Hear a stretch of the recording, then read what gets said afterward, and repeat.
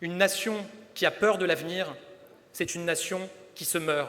La France ne peut pas avoir peur. Les Français ne doivent pas avoir peur. Nous devons partir à la conquête de l'avenir.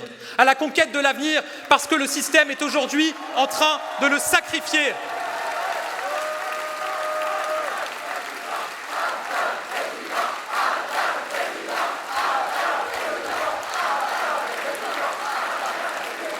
Chers amis,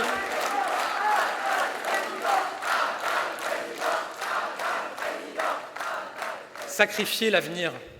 Les mots sont forts, mais je les assume. Un seul chiffre, mes amis, un seul, sans doute le plus éloquent de tous. Depuis 30 ans, la part de notre richesse nationale dédiée aux retraites a augmenté de 20%, quand celle dédiée à l'éducation et à la recherche a baissé de 15%. Que ces dépenses aillent à contre-courant quand elles doivent aller de pair, c'est sacrifier l'avenir. Ça n'est pas ça qu'il faut faire. Parce qu'à côté de nous, toutes les grandes puissances investissent massivement dans l'éducation, dans la recherche, dans l'avenir.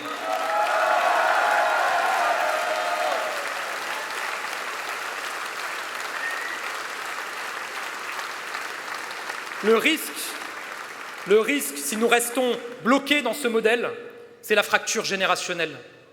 C'est le risque que les jeunes de notre pays, que ceux qui travaillent dans notre pays, se disent finalement que le pays les a lâchés, que la France les aurait lâchés. En France, les générations, elles se parlent, elles ne s'opposent pas. Chez nous, la transmission est une vertu et chacun n'aspire qu'à une chose, que ses enfants vivent mieux, que chaque génération puisse vivre mieux que celle qui l'a précédée, que la France retrouve le goût de l'avenir. Et c'est tout le défi de cette campagne.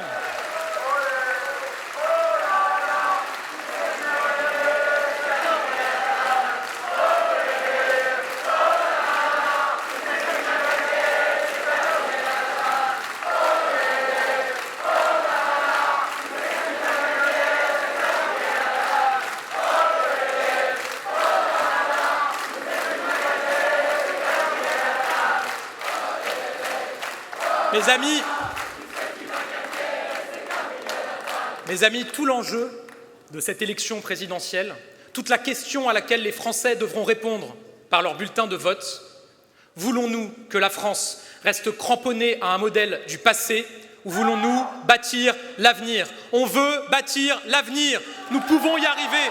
Nous allons y arriver. Mes amis, je laisse à d'autres le sang et les larmes. Moi, je vous promets l'action et l'espoir. Nous sommes prêts. Nous sommes prêts et nous allons changer de système autour d'une seule priorité, l'avenir. Préparer l'avenir, écrire l'avenir, décider l'avenir.